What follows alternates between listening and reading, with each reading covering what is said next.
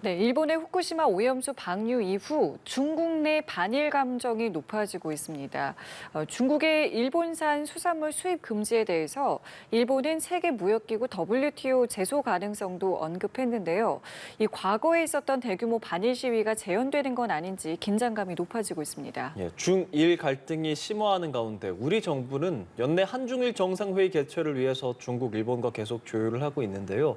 어떤 영향을 미치게 될지 강준영 한국외대 국제지역대학원 교수와 함께 이야기 나눠보도록 하겠습니다.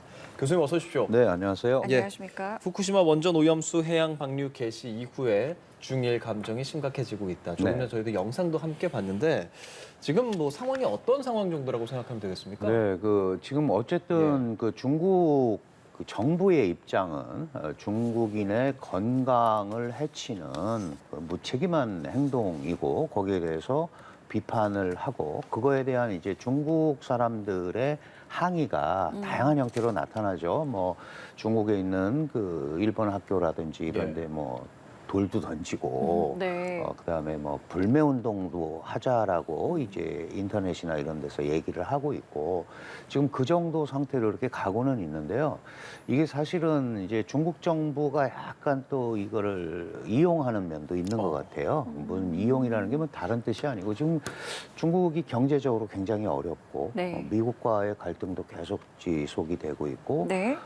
약간 이제 불만이 많이 있잖아요. 그 청년들 뭐 실업 문제 뭐 그러니까 이런 부분에 대한 것들이 어쨌든 이제 이유야 명확하지만 그런 것들을 이 국민들이 이렇게 나서서 항의하고 네. 하는 그런 쪽의 방향을 약간 용인하고 있다. 이렇게 보는 부분도 분명히 있을 것 같습니다. 예.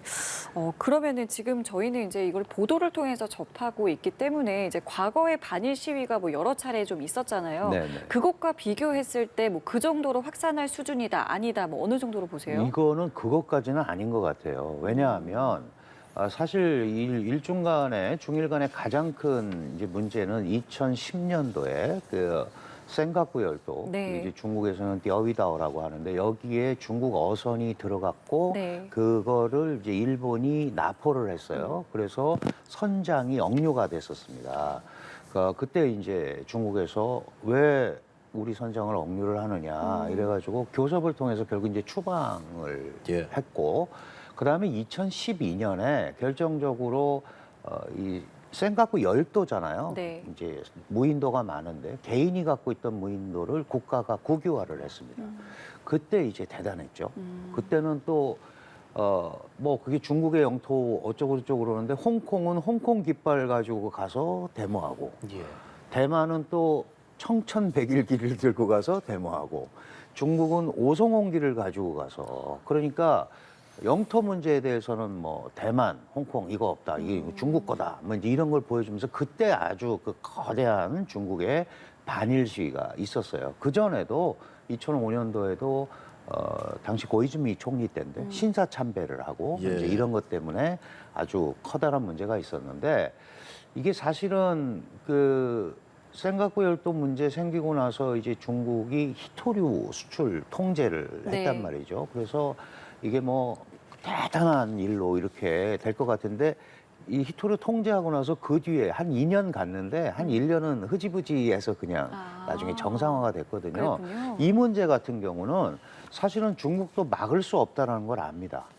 왜냐하면 일본은 일본 나름대로 IAEA를 통해서 과학적 검증을 해서 한 건데 네. 그래서 우리가 내는 거 아니냐. 그리고 다른 나라들이 별로 거기에 대해서 반응이 없단 말이에요. 이제 중국은 이걸 확대를 해서 자기가 이제 이걸 이끌고 가서 해야 되는데 네. 중국도 이 부분에 대해서 아주 안전하다고 할 수는 없습니다. 왜 그러냐 하면 잘 아시다시피 우리나라 서해 쪽에 중국 연해 지역에 이미 50여 개의 중국 원전이 있고 처리하지 않은 일반 배출수에도 삼중수소가 들어있다. 뭐 이런 이제 통계가 나오거든요. 네. 그러니까 이런 부분에 대해서 검증을 받지 않고 협의를 하지 않았다는 점은 강조를 하는 거지만 일본이 중국이 이거를 온갖 걸 다 뒤집어 쓰고 대일 전선을 계속 끌고 가기에는 이제 부담이 되는 거죠.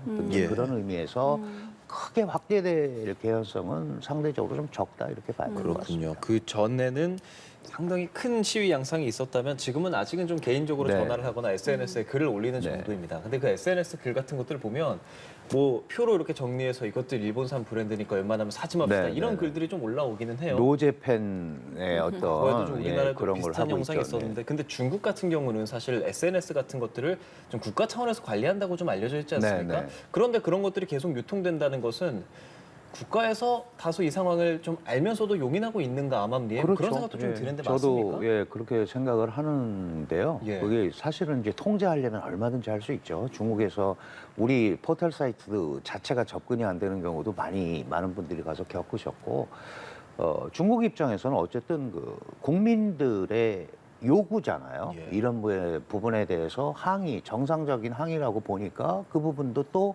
할 수 있는 거고, 그 다음에 일본에 대한 우회적 압력이 되는 거죠. 이 중국 입장에서는 네. 우리 국민들이 이렇고 일본의 조치가 잘못됐다는 거를 얘기하고 싶으니까 지금 말씀하신 대로 일부는 용인하는 부분도 분명히 있다. 이게 이제 잘못되면 일본의 관방장관도 그런 얘기했죠. 중국 정부가 왜 정확한 사실을 중국 국민들에게 안 알리고 이렇게 해서 이게 더 커지는 거 아니냐라는 얘기를 하잖아요. 네. 그렇다면은 그 안에는 중국 정부의 방관하에 대일 분위기를 정부가 만드는 거 아니냐 하는 일본의 시각도 들어 있습니다. 아, 그래서 일본에서는 어쨌든 뭐 공명당 대표를 보냈습니다만 만나지는 못했고 네. 그래서 지금 나오고 있는 보도는 WTO에 제소를 할 것 네. 같은 지금 움직임을 보이고 있거든요. 지금 이 상황은 어떻게 보세요? WTO 제소는 옛날에 우리한테도 했었어요. 아, 그쵸. 근데 WTO 제소를 하면 저게 일단 몇 개월이 걸립니다. 몇 개월이 걸리고 또 그걸 가지고 갑론을박 뭐 과학적 검증 이게 복잡하기 때문에 아마 이제 그런 식으로 갈 거라고 얘기는 하는데 그리고 세계 무역기구가 이 사실은 뭐 사법기구가 아니잖아요. 네. 그러니까 이제 준사법이라는 표현을 쓰긴 하는데 거의 뭐 유명무실하게 돼 있긴 합니다. 다만 이 문제를 국제화하려는 이제 그런 생각이 있는 것 같은데 근데 사실 일본이 자유롭지 못합니다. 왜냐하면 예. 이후 여하를 막론하고 일본은 이게 아무 문제가 없다고 얘기하면서 뭐 그게 오염수든 처리수든 처음으로 원전 사고에서 배출된 물질을 해양으로 방류하는 최초의 국가거든요. 그쵸. 그러면 이거는 사실은 어떻게 보면 일본이 자유스러울 수가 없는 겁니다. 그래서 이제 중국의 그러한 이 소위 보복이나 행태에 대해서 얘기를 하지만 이거를 더 크게 확산해서 일본이 이긴다는 보장도 하나도 없고 예. 그렇죠? 왜냐하면 분명히 원인 제공을 한 거니까. 네. 그리고 중국이 얘기하듯이 그렇게 안전하면 농업용수, 공업용수로 쓰면 되지. 그리고 밭에다 물 주면 되지. 왜 바다로 빼돌리느냐. 앞뒤가 안 맞지 않느냐. 이거에 대해서 명확한 해명을 하라는 거죠. 이제 그렇기 때문에 이게 쉽지는 않을 것 같습니다. 이게 중국이 지금 일본산 수산물에 대한 수입을 전면 금지한 상황이란 말이죠. 이게 중국 입장에선 좀 대래 불리할 수도 있다라는 의견도 있고 일본과 중국 각각의 입장에서 지금 이 상황을 좀 어떻게 바라봐야 할지요? 사실은 예. 이제 뭐 일견 보기에는 엄청나게 일본에 영향을 끼치는 조치인 거는 분명해요. 예. 왜냐하면 일본 어민들 이게 사실 한 뭐 1조 정도 되는 것 같아요. 대중 수출이 네. 이제 1조 3천억 정도 되는 것 같은데 일본 전체 경제 규모로 보면 아주 미미한 부분이죠. 그럼에도 불구하고 일본의 실제 어민들은 상당한 타격을 받을 수밖에 없어요. 예. 그런데 이제 중국 입장에서 보면 네. 정말로 일본에 결정적인 타격을 입히려면 이 수산물 말고 네. 다른 부분에 대한 규제를 하면 되죠. 전자제품이라든지 뭐 공작기계라든지 아. 소재, 부품 이런 걸 하면 그거는 정말로 일본에 타격이 가겠죠. 근데 그걸 안 하는 거는 거기까지는 안 가겠다는 마음이 좀 들어있는 거고 예. 지금 우리 앵커께서 말씀하신 대로 문제가 뭐냐 하면 그렇잖아도 지금 소비가 죽고 있는데 일본 수산물 얘기가 나오니까 지갑을 더 닫아버려서 소비가 더 안 될 수도 있는 거 아니냐에 대한 우려가 지금 이제 중국에 있는 거죠. 그래서 이게 자충수가 될 수도 있다라고 얘기를 하는데 아. 그래서 이게 더 이상 이걸 계속 에스컬레이팅 해가지고 극한 대결로 이끌고 가기는 양측이 다 쉽지가 않다. 이제 그런 정도로 좀 보고 있는 것 같습니다. 그럼 시점적으로요. 9월에는 그 중국이 이 항일 전쟁 승리 네, 기념일도 네. 있고 네, 네. 이런 어떤 이제 굵직한 일들이 있으면 사실 그 일에 이제 조금 더 그 분위기가 좀 이렇게 타오르는 게 있잖아요. 그렇습니다. 예. 그렇기 때문에 이 반일 분위기가 조금 더 올라갈 것인지 아니면 지금 말씀하신 것처럼 중국 정부에서 그렇게까지 고조되게는 하지 않도록 좀 제어를 할 것인지 뭐 어떻게 일단 좀 예측해 요거 볼수 해놓은 있겠습니까? 거는 일단 텐션을 유지를 할 걸로 보입니다. 지금 정도 수준으로요? 왜냐하면 뭐 더 확대될 수도 있어요. 일본의 그 상황, 일본의 그 대응에 따라서 네. 그 9월 3일이 이제 항전기념일인데 우리는 8월 15일을 기념하잖아요. 그쵸. 광복절로. 그것도 어쨌든 일본 패전 때문에 그런 건데 중국은 9월 3일로 하고 있고요. 그다음에 만주사변이 1931년에 일어났는데 그 9월 18일에 또 그 유조호예요. 리오티아오후라는 네. 그 지역에서 이제 만주사변에 촉발점이 됐었고, 그다음에 사실 72년 9월 29일에요. 그 중일 수교도 했습니다. 네. 그러니까 여러 가지 행사가 많죠. 근데 이게 뭐 이런 얘기가 나오면은 만주사변이나 이런 얘기 나오면 또 남경 대학살 얘기도 나오고 막 이래요. 그러니까 중국 사람들한테 아픈 데를 많이 건드리는 거죠. 예. 그래서 이런 부분을 중국 정부도 여론을 신경 쓸 수밖에 없잖아요. 그러면은 이 부분에 대해서는 중국도 좀 강경 대응을 하라는 국민들의 메시지로 받아들일 수가 있거든요. 그러니까 네. 물러나기도 굉장히 어렵습니다. 그렇겠네요. 예. 아까 전에 말씀해 주셨지만 중국과 일본 양측에서 다 뭐 이걸로 인한 피해도 있을 수 있고 다양한 상황들을 얘기를 해 주셨잖아요. 마냥 악화할 수만은 없을 것 같은데 보면 뭐 9월에 G20 정상회의가 있고 11월에 에이펙 뭐 이 정도 사전회의가 네네. 있습니다. 여기서 중일 간에 좀 만나서 이야기를 좀 나누게 될까요? 어떨까요? 원래 이거 아니더라도 뭐 기시다 일본 예. 총리가 시진핑과 이제 정상회담을 계획하고 있었다. 이제 이런 얘기가 많이 있었고, 일본 총리하고도 아세안에서 또 만나기로 했었다. 뭐 이제 이런 얘기들이 중국 총리하고도 만나기로 했었다. 이런 얘기들이 있었는데 지금 이게 이제 돌발 변수로 터져 나왔단 예. 말이죠. 근데 뉴델리 G20 회담은 이제 9월 초니까 9월 10일이니까 얼마 안 남았어요. 거기서 뭐가 일어나기는 극적인 반전은 어려울 것 같고 11월에 샌프란시스코에서 열리는 에이펙 정상회의가 있습니다. 그러니까 요때는 만날 수 있지 않을까. 그러면 이제 문제는 뭐냐면 적어도 그때까지는 그러면 일정한 갈등과 이 분위기를 유지해서 갈 수밖에 없지 않느냐. 아. 근데 중국 같은 경우는 방류를 중지하라고 요구를 하는 거니까 지금 요구 자체가. 네. 그러면 일본 같은 경우는 할 수가 없잖아요. 우리는 IAEA 검증을 받은 거다라고 그러는데 IAEA가 과연 그런 권한이 있는 단체냐. 그리고 도쿄전력 당신들만 아는 자료 조사한 걸 우리가 어떻게 믿느냐. 그러면 적어도 관련 주변국하고 협의를 하는 게 맞지 않느냐. 안 그러면 스톱해라. 이런 얘기거든요. 네. 그러니까 이것도 아주 퇴로 없이 막아놓고 하는 건 아닙니다. 그러니까 그러네요. 예. 이것도 이 부분에 대해서는 우리한테도 마찬가지고요. 일본도 뭔가 약간은 전향적인 자세를 보여야 돼요. 그러면 와서 같이 감시를 하고 당신들이 시료를 채취하는 거를 우리도 참고하겠다고 그러고 뭐 이렇게 해야 되는데 자기네 거만 가지고 일방적으로 해서 발표를 하니까 더 못 믿는 상황이 벌어진단 말이죠. 그러면 적어도 이 동아시아 지역에서 그리고 처음으로 원자력 사고가 난 그 물질을 처음으로 배출하는 케이스예요, 이게. 예. 그러니까 거기에 대해서 일본도 응분의 그 책임을 져야 되는 거거든요. 그럼 그런 부분에 대해서 좀 뭔가 조치들이 나오면 더 이상 이게 크게 확대 안 되고 뭐 그런 그 정상회담이나 이런 데를 통해 다른 걸로 풀기는 굉장히 어려운 상황인 것 같아요.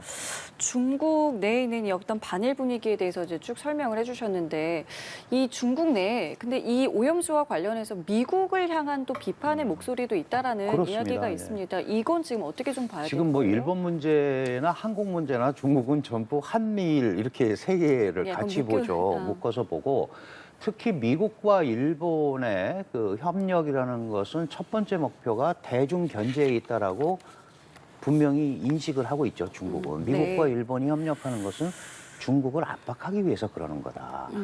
그리고 이번에 캠프 데이비드 한미일 정상회의에서 미국이 이걸 용인을 했다. 당신들 과학적으로 하는 거에 대해서 문제 없다. 그래 놓고서 자기네들은 왜 일본 농수산 그 수입을 또 5,900만 불이나 줄였더라고요. 그걸 또 이제 외교부 대변인이 중국 외교부 대변인이 갖고 나와서 말로는 저러고 사실 자기네들도 줄인 거는 뭔가 잘못된 게 있는 거 아니냐. 이제 이런 얘기도 한단 말이죠. 예. 그래서 그거는 당연히 일본에 면죄부를 줬다라고 생각을 하는 겁니다. 이 국제 이 예. 어떤 흐름 속에서 그러니까 그거를 애둘러서 미국들도 겨냥해서 비판한 그런 면이 숨어 있는 거죠. 예. 그렇다면 우리나라 입장에서는 사실 한중일 정상회의 이번에 좀 의장국으로서 이렇게 네네. 끌고 나가려고 했었던 게 네네. 있단 말이죠. 정부 차원에서는 현재까지는 중일 갈등으로 인한 직접적 영향이 없다라고 발표를 했는데 교수님 좀 어떻게 보세요? 그 사실 한중일 삼국 정상회의는 해야지 되는 겁니다. 네. 서로가. 근데 이제 중일 갈등으로 못하게 되면 그것도 또 좀 난감한 일이고 그 우리 입장에서는 지금까지는 어쨌든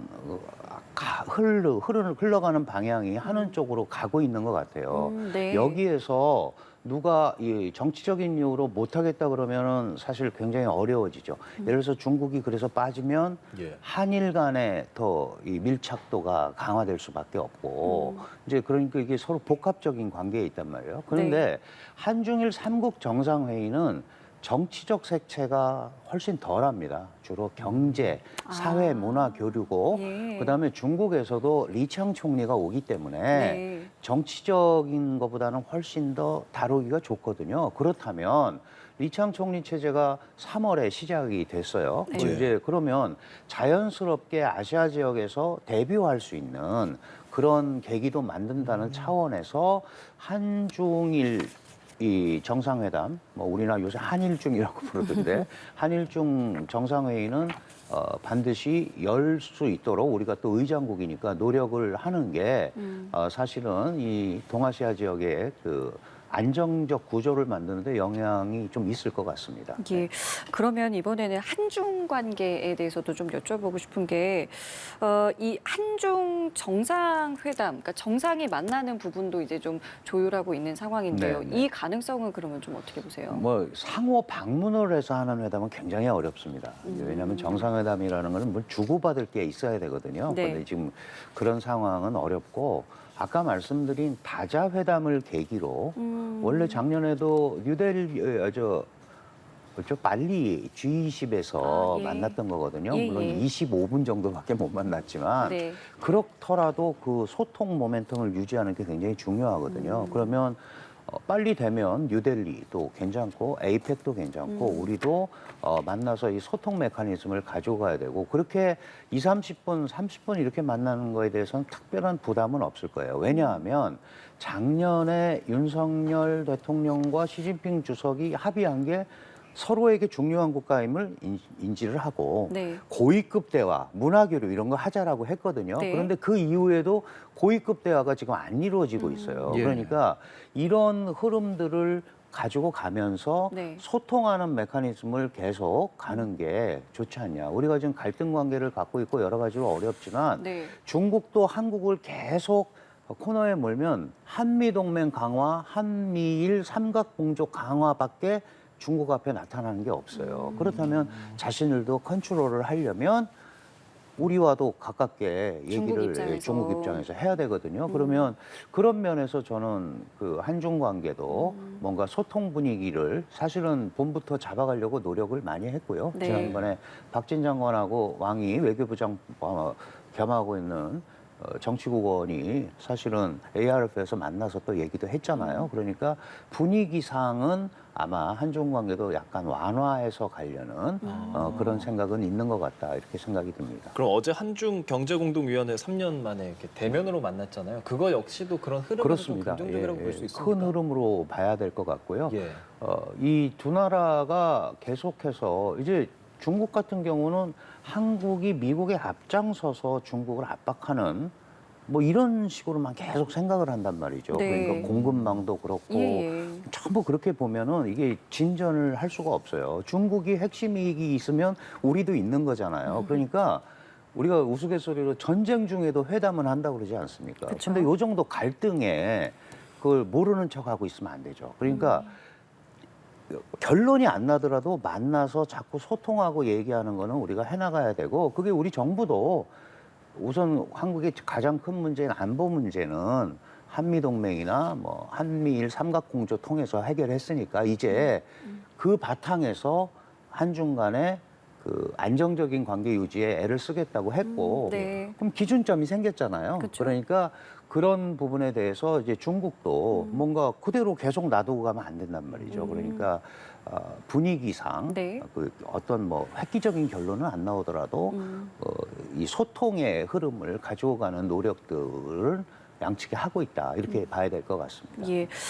그리고 오늘 이런 소식도 있었습니다. 푸틴 대통령이 중국을 방문할 가능성이 있다. 네, 이 접촉을 좀 조율하고 있다. 이런 보도가 들어왔던데, 뭐 일단 가능성에 대해서도 좀 여쭤보고 싶고, 이거를 추진하는 배경도 좀 여쭤보고 싶어요. 이게 1대1로 포럼이 있거든요. 예. 그 중국에 지금 이제 시진핑 중국 국가주석이 최대 업적으로 내세우는 게 이제 1대1로입니다. 1대1로의 를 통해서 중국의 외교 역량이 발휘되고 경제 역량이 발휘된다. 네. 이제 이렇게 얘기를 하고 있는데, 특히 그 1대1로는 아시아 지역에서 인도 태평양 전략과 충돌을 하고 있잖아요. 그렇죠. 미국이 주도하는. 네. 그러면 미국을 앞에 놓고 중국과 러시아는 같은 편입니다. 네. 그러니까 그리고 또 푸틴 같은 경우도 우크라이나 침공으로 인해서 서방 세계 제재를 받고 있고, 네. 물론 지금 이제 국제사법재판소 이제 체포 영장이 지금 발부가 돼 있어서, 그러나 뭐 중국 가는 거는 갈 수 있겠죠. 갈 수 있습니까? 뭐 자기네가 어떻게 해서 하려고 전용기를 띄워서 가려고 그런 거지. 뭐. ICC 회원 중국은 네. 회원국이 아니라서 가능할 수도 맞습니다. 있다는 뭐 분석도 아니 있더라고요. 하려고 그러면 얼마든지 하죠. 근데 예. 그런 걸 떠나서 중국과 러시아 간의 이 협력하는 모습, 그리고 미국을 앞에 놓고 같이 대응하는 모습을 보여주는 것이 중국으로서는 매우 중요하거든요. 네. 그래서 이제 그런 흐름 속에서 아마 이 1대1로 이 회의에 굉장히 신경을 많이 쓸 거고요. 그다음에 9월 말에 또 아시안 게임이 있습니다. 그렇죠. 예, 항저우. 항저우 아시안 게임이 있어서 중국이 마냥 강경으로 모든 거를 몰아붙이기에는 굉장히 아하, 또 여러 그런 가지 게 상황이 있군요. 좋지 않다. 중국 입장에서. 네. 예, 알겠습니다. 지금까지 강준영 한국여대 국제지역대학원 교수와 말씀 나눠봤습니다. 오늘 말씀 잘 들었습니다, 교수님. 감사합니다. 네, 고맙습니다.